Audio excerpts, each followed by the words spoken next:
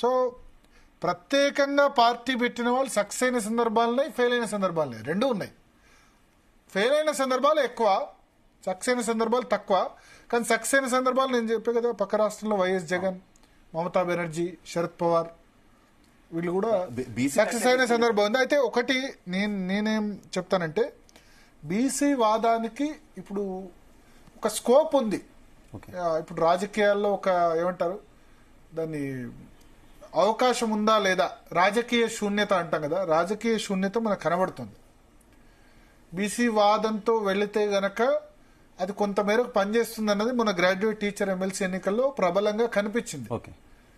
మన బీసీలకు ఓటేద్దామన్నది డెఫినెట్ గా అది పనిచేసింది. ఫస్ట్ టైం తెలంగాణలో, ఇంతకుముందు ఏ ఎన్నికల్లో కూడా ఆ విధంగా పనిచేయలేదు.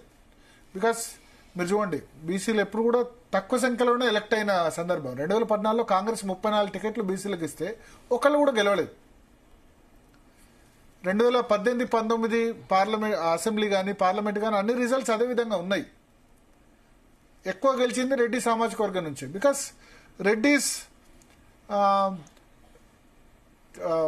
ఆర్థికంగా బలవంతులు, ప్లస్ సహాయం చేయడంలో కూడా. ఎగ్జాక్ట్లీ. ఇప్పుడు ఒక రెడ్డి ఉన్నాడు అనుకోండి, ఆ ఊర్లో ఉన్న అన్ని సామాజిక వర్గాలను కలుపుకొని పోతాడు. ఎస్సీ, ఎస్టీ, బీసీ అందరిని కలుపుకొని పోయి పెళ్ళైనా చావైనా ఏదో ఒక సాయం చేస్తాడు కదా.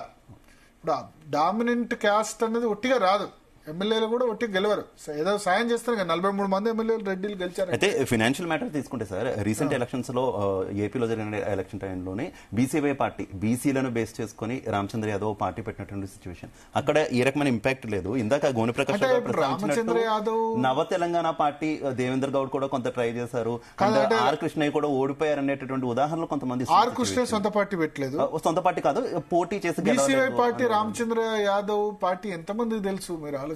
అంటే దాని ముందు ఆయన బీసీ ఉద్యమాలు ఏం చేశారు, చేయలే కదా. ఒక్క రోజులో బీసీ లీడర్ అయిపోరు కదా. రామచంద్ర యాదవ్ పొంగనూరులో పెద్దిరెడ్డి రామచంద్రారెడ్డి మీద పోటీ చేసి ఓడిపోయిన వ్యక్తి సడన్ గా పార్టీ పెట్టేస్తే ఒక ఎలక్షన్ తో కాదు కదా. తీర్మానం గ్రౌండ్ వర్క్ చేసుకుంటున్నారు బీసీకి సంబంధించి చాలా రోజులుగా. బీసీలు చాలా రోజులుగా ఆయన యాంటీ రెడ్డి పాలిటిక్స్ చేస్తున్నారు కదా. ఇప్పుడు anti Reddy politics, anti upper caste politics చాలా రోజులుగా చేస్తున్నారు. అది సక్సెస్ కావడానికి టైం పడుతుంది, ఒక రోజులో కూడా కాదు.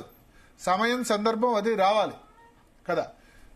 మీరు కంపేర్ చేసిన వ్యక్తులు ఆర్ కృష్ణయ్య సొంతంగా పార్టీ ఎప్పుడు పెట్టలేదు, కాకపోతే అన్ని పార్టీలు తిరిగారు ఆయన. తెలుగుదేశం పార్టీ 2014లో పోటీ చేశారు, మళ్ళీ కాంగ్రెస్ చేశారు, ఆ తర్వాత వైసీపీ రాజ్యసభ సభ్యుడు, ఇప్పుడు బీజేపీ.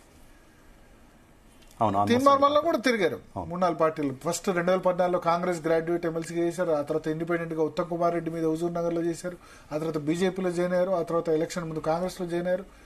సో డెఫినెట్ గా అయితే ఇప్పుడు బీసీ కాజ్ కు ఓటు బ్యాంక్ ఉంది బీసీ. కానీ నేను ఇంతకుముందు చెప్పినట్టు ఇంతకాలం బీసీ ఓటు బ్యాంక్ ఎట్లా అంటే, గౌడ్ నిలబడితే యాదవ్ ఓటేరు, యాదవ్ నిలబడితే పద్మశాలు ఓటేరు, అన్ని కమ్యూనిటీస్ ఏకంగా జరిగిన పరిస్థితి లేదు. సో ఇప్పుడైతే ఒక యూనిటీ వచ్చింది. ఉత్తరాదిలో ఎందుకుందంటే, బీహార్, యూపీలో ఒకటే సింగిల్ క్యాస్ట్ 13-14% ఉంది యాదవ్ అన్న ఓబీసీ కమ్యూనిటీ ఉంది. దానికి దళిత్ తర్వాత ముస్లిం మైనారిటీ కలిసిపోయారు అక్కడ. ముఖ్యంగా ములాయం సింగ్ యాదవ్ కానీ లాలూ ప్రసాద్ యాదవ్ కానీ వాళ్ళు 80s-లోనే 90s-లోనే ముఖ్యమంత్రులు అయిపోయారు. సో ఇక్కడ అదంతా కూడా దేనికైనా సమయం కలిసి రావాలి. ఇప్పుడు ఏంటంటే 70 ఏళ్లుగా బీసీ చీఫ్ మినిస్టర్ కాలేదు, దళిత్ చీఫ్ మినిస్టర్ అయ్యాడు 1960లోనే దామోదర్ సంజీవయ్య. బట్ ఒక్క బీసీ చీఫ్ మినిస్టర్ కాలేదు ఉమ్మడి రాష్ట్రంలో అన్నది ఒకటి ఉంది కదా. సో దాన్ని ఆధారంగా చేసుకుని ముందుకు వెళ్తాడు. సో గొన్న ప్రకాష్ రావు చెప్పినట్టు సక్సెస్ అవడానికి ఛాన్స్ ఉంది, ఫెయిల్ అవడానికి ఛాన్స్ ఉంది. ఆయన ఒక సజెస్ట్ చేశారు, ఎమ్మెల్సీ పదవికి రాజీనామా చేస్తే అడ్వాంటేజ్ ఉంటుంది, ఉండొచ్చు, కొంత నమ్మొచ్చు అని. కానీ 2027 వరకు టర్మ్ ఉంది, ఇంకా 2 సంవత్సరాలు ఉంది. సో ఏం చేస్తారని చూడాలి. March 5 వరకు టైం ఉంది కదా శివ, ఏం జరుగుతుంది అన్నది. సో ఒకటి, బీసీ వాదం ఎప్పటికీ రాదని కాదు, వస్తుంది. దాని కరెక్ట్ గా లీడర్షిప్ కరెక్ట్ ఉండాలి, క్రెడిబుల్ లీడర్ ఉండాలి, నిజంగా దాన్ని ఎక్స్పోజ్ చేయగలగాలి. బీసీలకు జరుగుతున్న అన్యాయాన్ని ఎక్స్పోజ్ చేయగలిగితే డెఫినెట్ గా దానికి స్కోప్ ఉంది, ఆ సందర్భం ఉంది. ఎందుకంటే ప్రధాన బీఆర్ఎస్ ఉంది, బీఆర్ఎస్ లో ఎవరు లీడర్ అవుతారు, కేసీఆర్ అవుతారు లేకపోతే కేటీఆర్ అవుతారు, అదే అయ్యేందుకు ఛాన్స్ ఉంది కదా. Congress party is dominated by Reddys. PC chief కావచ్చు కానీ mostly it is dominated by Reddys. BJP BC CM చేస్తామన్నారు, మొన్న ఎన్నికలకు గెలిస్తే. కానీ అక్కడ స్కోప్ ఏంటంటే వాళ్ళకి ఒకటి ఏంటంటే ఇప్పుడు ఎన్నికల్లో ఎలాగో గెలవరు కాబట్టి బీసీసీఎం అన్నారని కూడా వచ్చింది. చేయొచ్చు రేపు నిజంగానే బీసీసీఎం చేయొచ్చు కూడా. బీజేపీకి ఆ స్కోప్ ఉంది, ఎందుకంటే వాళ్ళు బీసీ చాలా చోట్ల సీఎంలుగా చేశారు కదా. ఇప్పుడు ఆయన చెప్పిన ఉమాభారతి, శివరాజ్ సింగ్ చౌహాన్, కళ్యాణ్ సింగ్ వీళ్ళందరినీ సీఎంలుగా చేసింది భారతీయ జనతా పార్టీ కదా. అయోధ్య రామ మందిర సమయంలో చాలా యాక్టివ్ గా ఉంది, చేసింది కదా. తెలంగాణలో చేయొచ్చు. సో ప్రత్యేకంగా బీసీ పార్టీ అంటే దానికి కూడా స్కోప్ ఉంటుంది, ఉండదని కాదు. కానీ దాని లీడర్ ఎవరు, దాని అదెవరు, దాన్ని ఫైనాన్షియల్ గా ఏ విధంగా సస్టైన్ చేయగలుగుతారు. రాజకీయంగా ఇప్పుడు తెలుగు రాష్ట్రాల్లో విటమిన్ ఎం చాలా ఇంపార్టెంట్. మనీ లేనిది ఏది కాదు. సో మనీ ఇవన్నీ కూడా ఇంపార్టెంట్. ఇంతకుముందు బీసీలు ఫైనాన్షియల్ గా ఎదగలేదు, ఇప్పుడు ఎదుగుతున్నారు. ఇప్పుడు అన్ని క్యాస్ట్ ఎదిగినట్టే బీసీలు కూడా ఎదుగుతున్నారు. యాదవులు కానీ, గౌడ్స్ కానీ, మున్నూరు కాపు కానీ, పద్మశాలు కానీ వాళ్ళు కూడా ఫైనాన్షియల్ గా అందరూ ఎదిగారని చెప్పను, బట్ క్రమక్రమంగా వాళ్ళు కూడా ఫైనాన్షియల్ గా ఎదిగే సిచ్యువేషన్ వస్తుంది.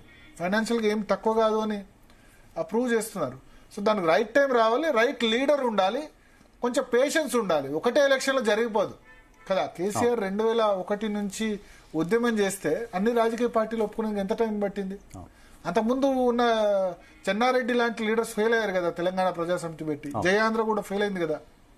కేసీఆర్ సక్సెస్ ఎందుకు అయ్యారంటే వ్యూహం, విజన్ అన్ని రాజకీయాల్లో కలిసి రావడం, మిగతా రాజకీయ పార్టీలను ఒప్పించడం.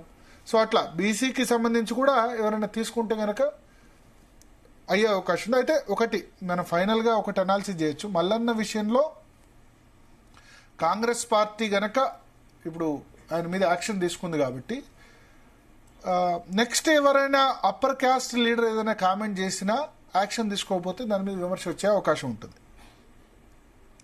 కదా.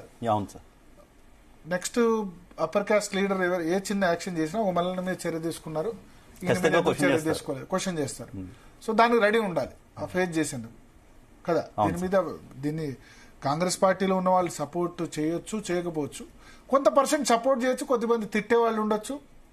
బట్ అల్టిమేట్ గా ఇప్పుడు మనకు అధికారంలోకి రావాలంటే తెలంగాణలో ఎక్కువ పార్టీలు ఉండడం వల్ల 38 నుంచి 39% ఓటు బ్యాంక్ వస్తే తెలంగాణలో అధికారంలోకి రావచ్చు. బీసీల పర్సెంటేజ్ 56% ఉంది కదా. వాళ్ళు అందరు కాకపోయినా ఒక 60% ఏకమైనా జరగవచ్చు. కానీ దానికి నిజమైన లీడర్ కావాలి, కమిటెడ్ క్యాడర్ కావాలి. ఆ లీడర్ను అందరు నమ్మాలి కూడా, బీసీ ప్రజలు విశ్వసించాలి. సో నిజానికి తెలంగాణలో లేవు. తెలంగాణలో కులాల పంచాయతీలు చాలా తక్కువ. కానీ ఈ మధ్య కులగణన తర్వాత ఎక్కువైంది సార్. కులగణన కంటే ముందు కూడా ఉంది, కులగణన తర్వాత ఇంకెక్కువైంది, అందుకు స్కోప్ కూడా వచ్చింది. అందుకనే నరేంద్ర మోడీ ఈ పంచాయతీలు వద్దు, హిందూ ఓటు బ్యాంక్ అంతా కన్సాలిడేట్ గా ఉండాలన్న ఉద్దేశంతో ఆయన ఒప్పుకోవట్లేదు కులగణనకు. రైట్ సార్, కంటిన్యూ చేద్దాం. ఇప్పుడు ఒక షార్ట్ బ్రేక్ తీసుకుందాం. Stay tune.